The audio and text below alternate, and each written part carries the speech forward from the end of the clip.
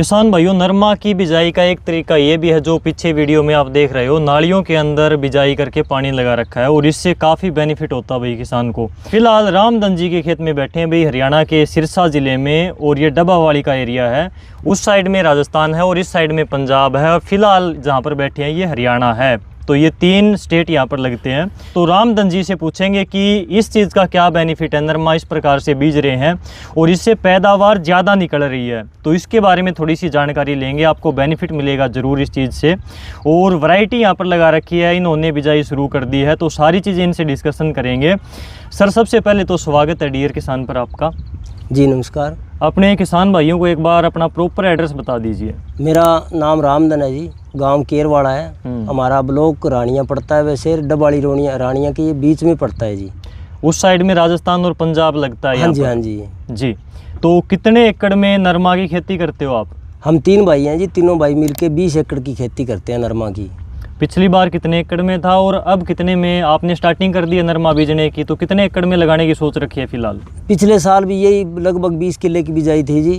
अब की बार 1-2 किले बढ़ाने की सोच रहे हैं जी। भी लगभग अगर पानी नहर में सही चला तो 1-2 किले और बढ़ाएंगे। 20-22 एकड़ मान सकते हैं? हाँ जी, हाँ जी, 20-22 एकड़। ठीक है।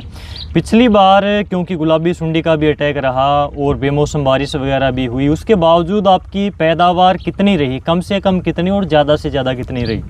कम से कम तो जैसे कई किले ऐसे थे, कई बीज ऐसे थे जिसमें कम निकला था, 4 क्विंटल 4.5 क्विंटल, पर कई किलों में बीज बढ़िया था, उनमें तो 9 क्विंटल 9.5 क्विंटल तक निकला था जी। ठीक है, उसके ऊपर भी हम थोड़ी सी चर्चा करेंगे, लेकिन सबसे पहले बात करेंगे ये जो आपने नालियों के ऊपर बिजाई कर रखी है, नालियाँ बनाकर जी, तो इस चीज़ का क्या बेनिफिट है? ये नालियों में नरमा बीजते हमें जी 4 साल हो गए। इसमें सबसे ज़्यादा तो हमारे पास इस एरिया में पानी की कमी है, और पानी की कमी के चलते ये पानी की पूर्ति के लिए बीजते हैं जी। पानी कम लगता है इसमें? हाँ जी, हाँ जी। जैसे फलड्डी पानी लगाते हैं तो 4 किले पानी लगाते हैं, और जैसे ये नरमा हमारा 4 किले के पानी में तो लगभग 20 किले बिजाई हो जाएगा। अच्छा, इतना फर्क आ गया। हाँ जी, हाँ जी। तो पानी की बचत है जी। पानी और इसमें और क्या बेनिफिट हो सकते हैं नाली में बिजाई करने के, पानी के अलावा? पानी के अलावा तो जैसे खाद की बचत है जी।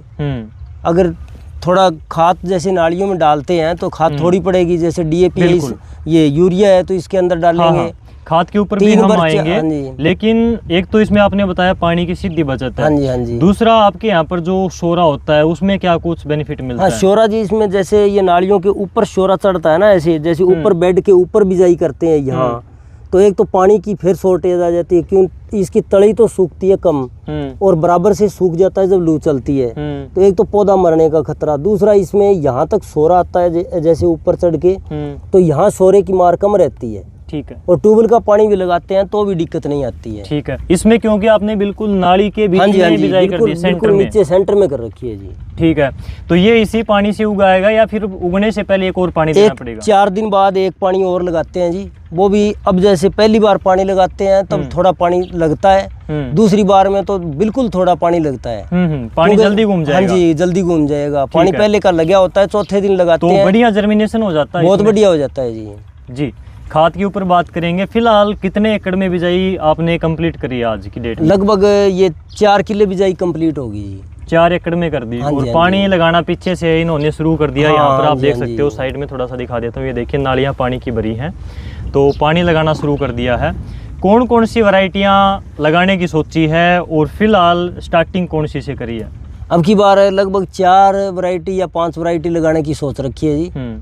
जो ये 4 किले नरमे की बिजाई हो चुकी है, इसमें हमने ये जो टाटा कंपनी का प्रावीर नरमा आता है जी, यही बिजाई करी है पहली दफा। हाँ जी, ये टाटा का प्रावीर है, इसको परवीर भी बोल देते हैं। हाँ जी, प्रावीर भी है, तो ये टाटा धान्या का प्रावीर है भाई। और ये भरे पैकेट हैं जो इन्होंने बिजाई करनी है, और ये इनके हाथ में खाली पैकेट है। 1 2 3 4 पैकेट इन्होंने बिजाई यहाँ पर कर दी है। हाँ जी, उपचारित बीज है इसका।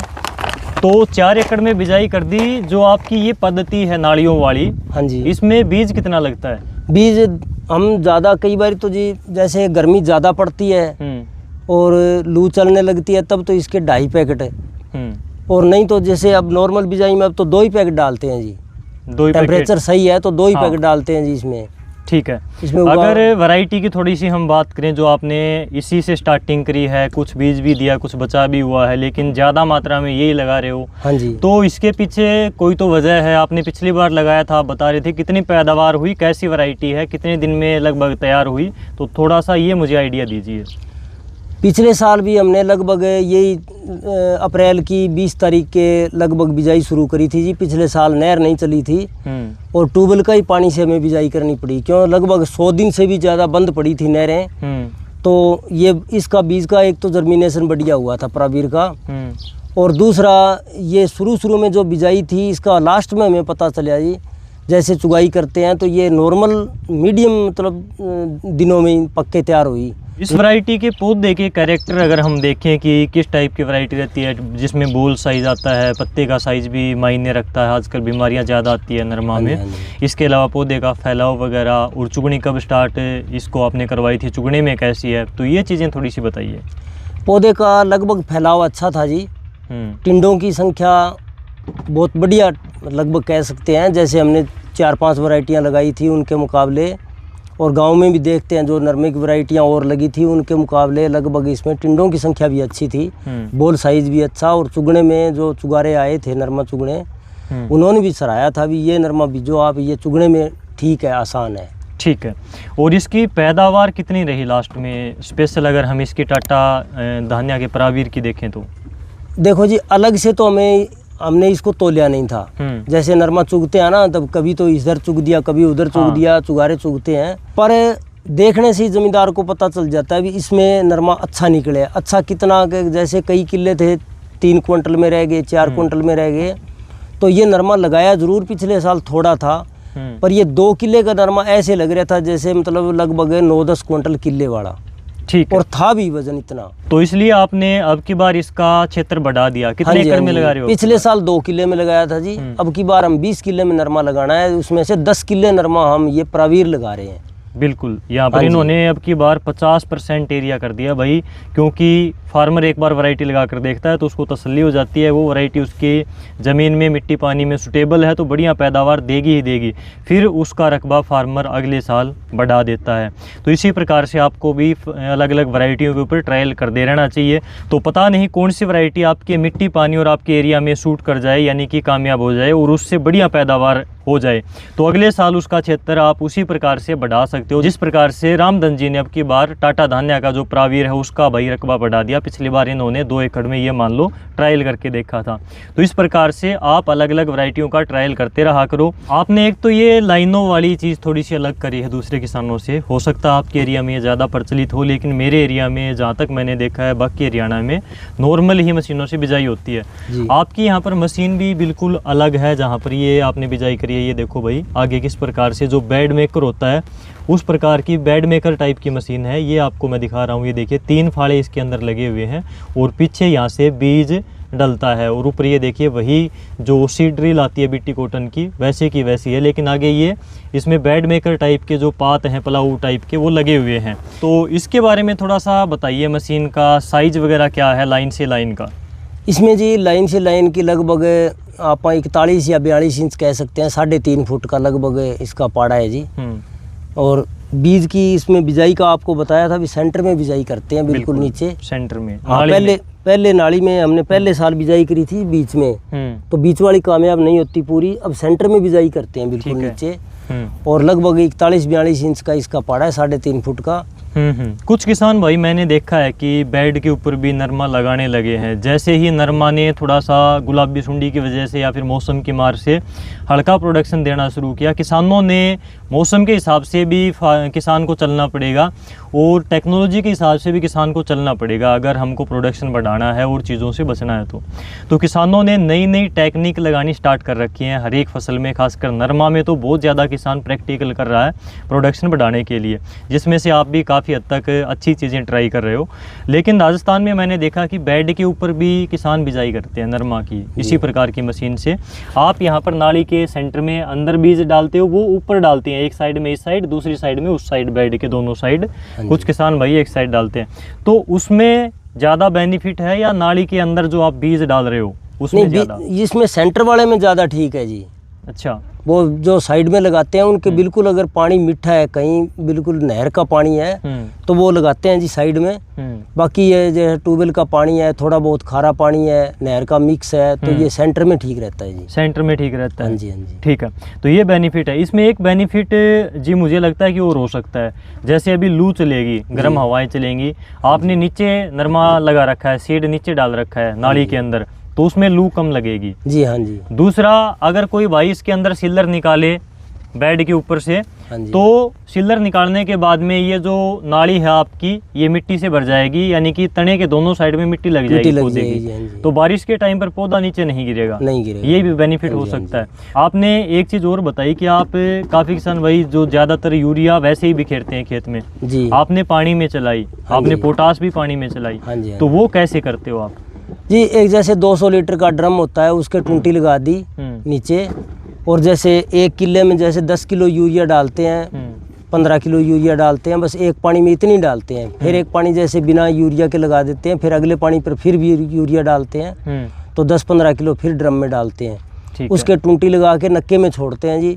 धीरे धीरे वो यूरिया वाला पानी चलता रहता है, इन क्यारियों में आता रहता है। ठीक है, इसी प्रकार से पोटास भी ऐसे? हाँ जी, हाँ जी, इसी तरह से जैसे पोटास डालते हैं, ये MOP है, SOP है, तो ये डालते हैं, ये ड्रम में घोल के इसमें पानी डाल दिया, और पानी डाल के और फिर उसको टूंटी से चला दिया। उसमें पानी में आप डालते हो तो कोई वेस्टेज नहीं होती, बाद में रिजल्ट पूरा आता है? हाँ जी, हाँ जी, वेस्टेज नहीं होता। और इसमें जैसे 10 किलो डालते हैं, तो जैसे पूरे किले में अगर बिखेरेंगे तो उसमें गट्टा किला डालना पड़ता है, और इसमें 10 किलो 15 किलो ये 1 एकड़ में काम कर जाता है, क्योंकि नाली के अंदर ही पौधे हैं और नाली में ही खाद डालनी है जी। तो ये बेनिफिट हो सकता है। आपने नरमा की अभी बिजाई के टाइम पर कौन कौन सी खाद डाली है?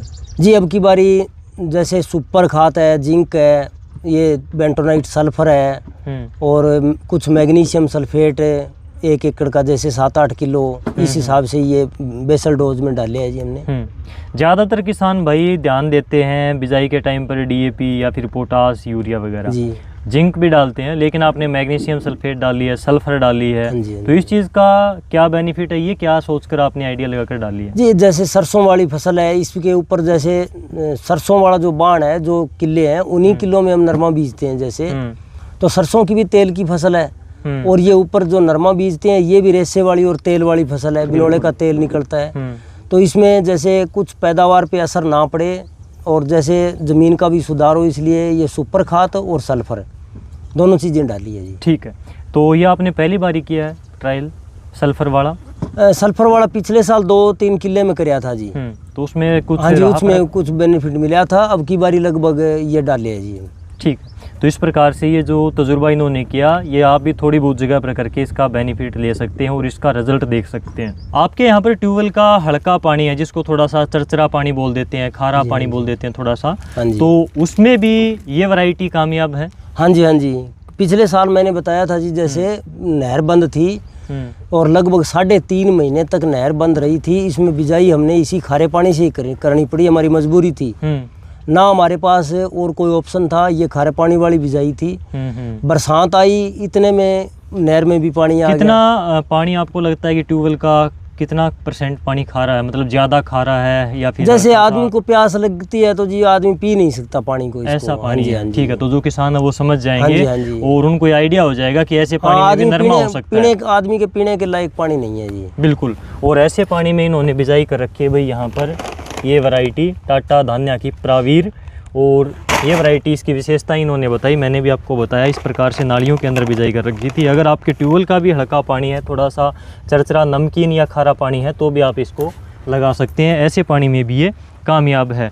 और यहाँ पर ये ट्यूबवेल का पानी ये देखिए आप यहाँ पर चल रहा है। तो इस प्रकार से अब की बार आपको इसका ट्रायल के तौर पर आधा एकड़ में, 1 एकड़ में, 2 एकड़ में लगा कर देखना चाहिए। अगर आपके पास में मीडियम टाइप की ज़मीन है, भारी ज़मीनें हैं, तो आपको इसको ज़रूर से ज़रूर लगा कर देखना चाहिए। आपने किसानों को इतनी अच्छी जानकारी दी, नई तकनीक के साथ में खेती कर रहे हो, अलग अलग चीज़ें आप आजमा कर देखते रहते हो और उसमें कहीं ना कहीं आपको बेनिफिट नज़र आता है, तो दूसरे किसानों को भी बताते हो। इसके लिए जी आपका बहुत बहुत धन्यवाद। Thank you.